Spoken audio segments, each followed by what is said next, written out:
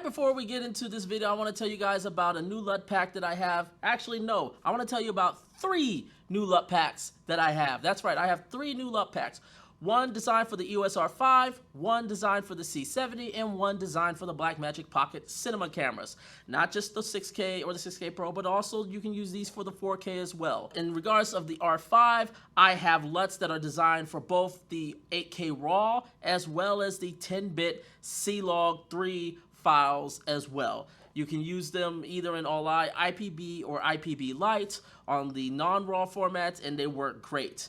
So definitely check those out on the R5. In regards to the C70, I got new C-Log 2 to really take advantage of those dynamic range, but also really give that film-oriented look. I have a joy with these LUT packs. Definitely go check them out and see if you guys are interested in any of them. But anyways, enough talking. On to the video.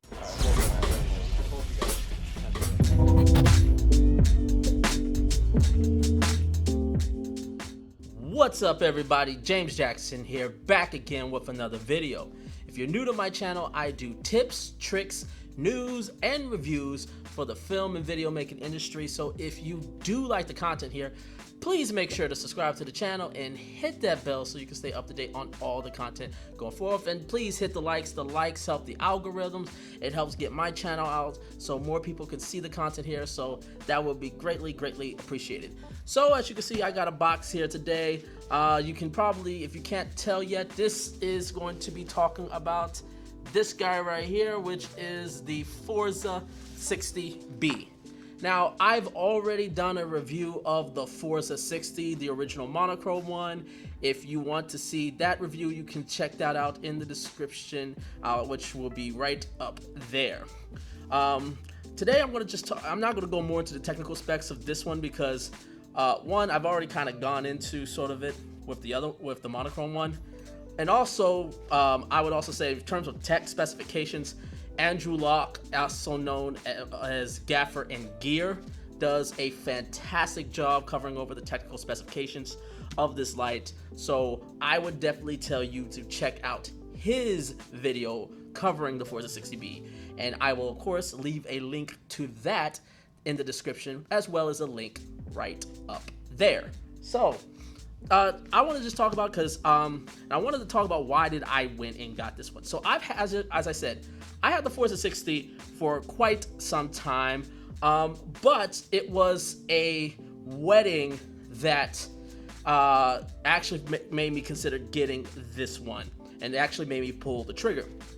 And the reason why was because I was shooting prep shots on the Canon C70, and they looked great, and it was like the dynamic range really showed its capabilities, but just to sort of not stretch it to the limit capabilities of the C70, I wanted to have something that I can easily travel, that can easily be part of every single shoot, that can be versatile in multiple shooting styles and not just daylight shooting scenarios.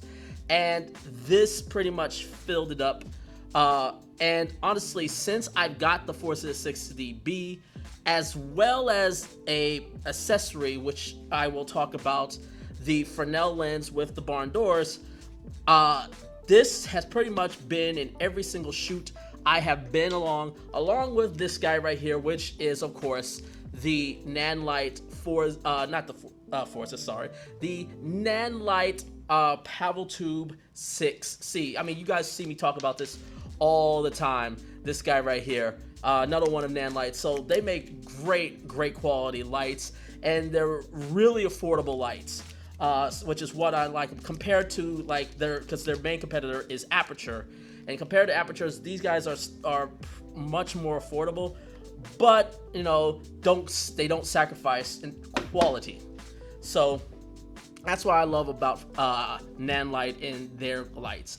I've been using that Paveltubes as well as the Forza 60B on every single project I have had them since acquiring them.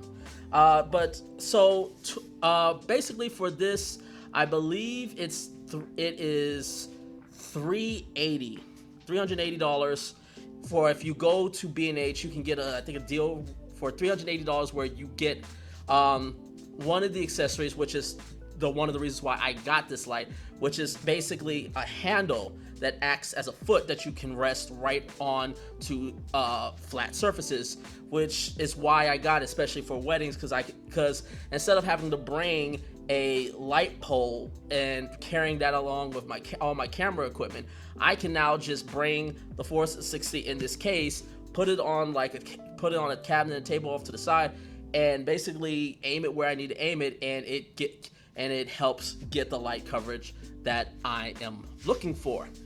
And then also, so that's like $380. But if you get the Fresnel, which is about $40, the total comes to around $420. So some of y'all may be saying that's a little bit steeper, especially if you may be looking at something like the Godox SL60. But I can assure you, this thing is far more worth its quality than the Godox SL60. So I want to just open this up and show you guys real quick. So I've modified this case a little bit in what it comes with, because normally it comes with the ring, with the reflector dish. I've actually taken that out because I don't ever use it. Instead, I replaced it with the Fresnel dish, and I love this because you can get the same output.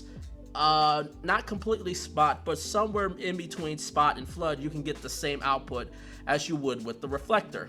And so that's greatly helpful. And then you get the benefit of having these barn doors, so you can cut the light and really sort of concentrate it on using it. Because understand, I'm not using this light as a key light mostly. It's mainly used for ambience, or maybe it's used to specifically focus light on a specific subject. If you've seen the Futures Now with Axel Studios and Ren Pit Media that I did a while back, the shot with Nipsey Hussle's picture, that is using the Forza 60B that we spotted it and aimed it down. So let me just show you what I now get it with if you spin both the Fresnel and the box for the special case off B&H. So you get the Fresnel and you get the barn doors. So you get that. You get the battery pack, you get this. This is the key thing. This is, like I said, this is the handle, and I will show you it once it's assembled. But also, you get this guy right here, which is a modifier because the light is a Bowen S mount. It's not a full-size Bones mount, but you can adapt it to it, and then you add this, and then basically now you just make this your center point of gravity and put this on the light stands, and you can add full-size bone mounts adapters to it. And of course, you have the light. Now, as with the Forza 60, look just how tiny this guy is. I mean, I can palm this thing.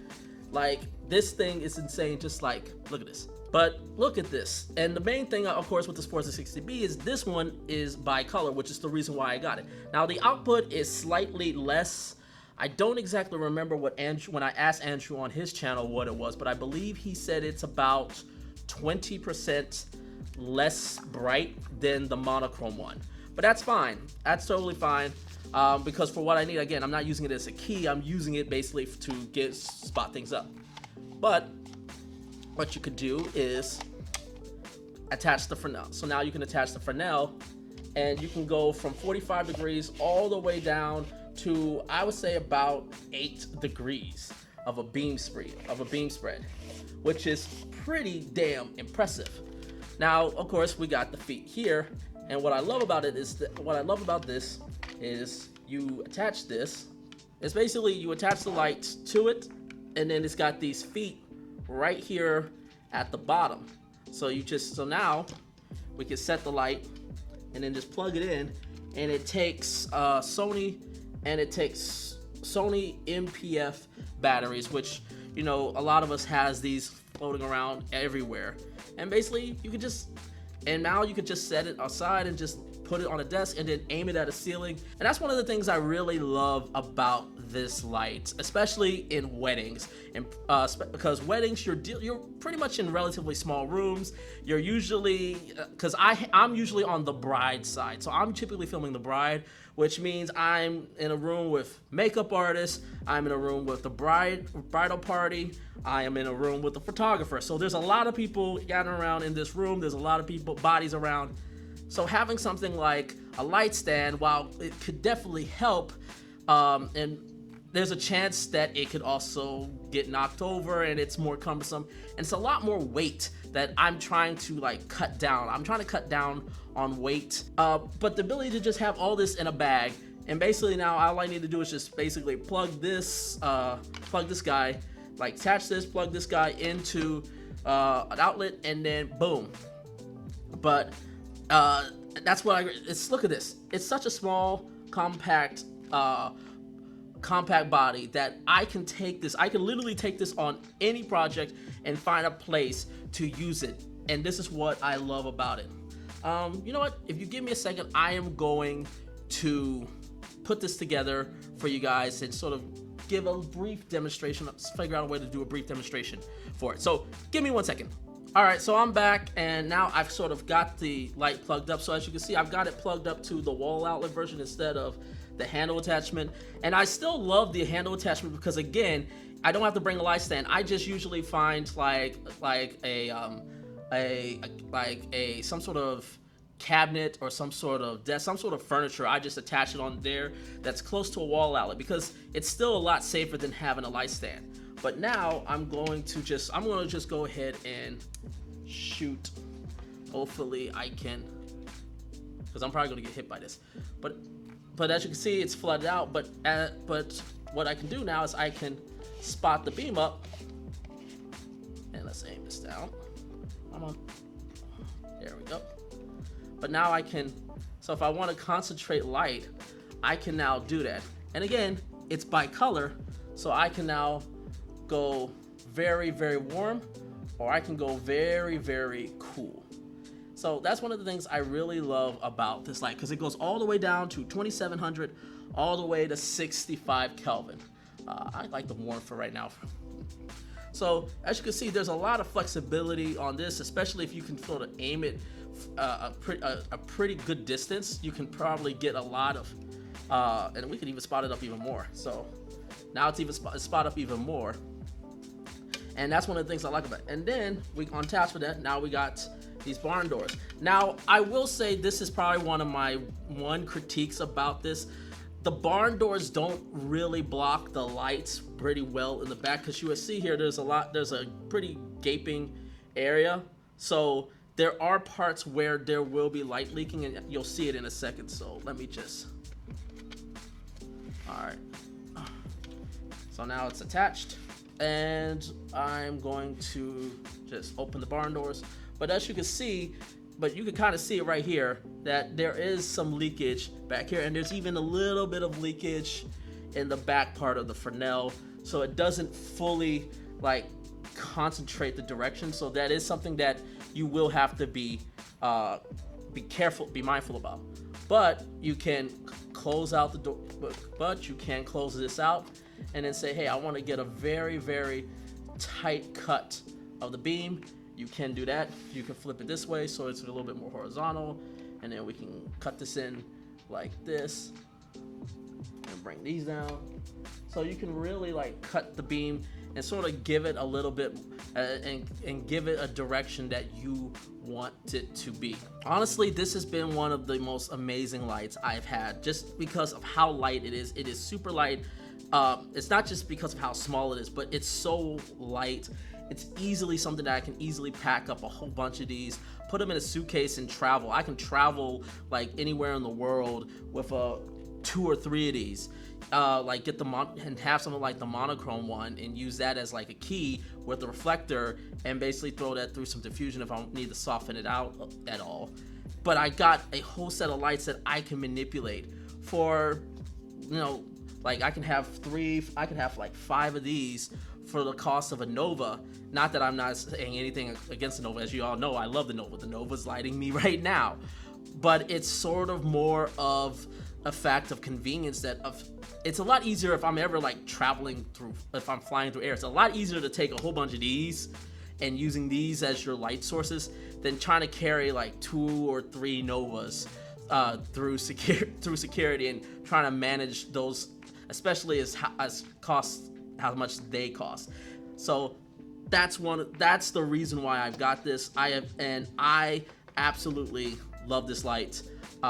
If you are interested in getting this light, I've got links to the light in the description below where you can purchase it either off Amazon or B&H. And if you go through those links, I will definitely get a little bit of commission from those as well. So I would greatly appreciate that.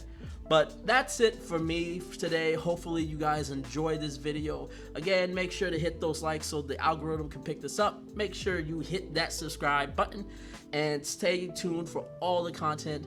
And until next time, take care, everyone.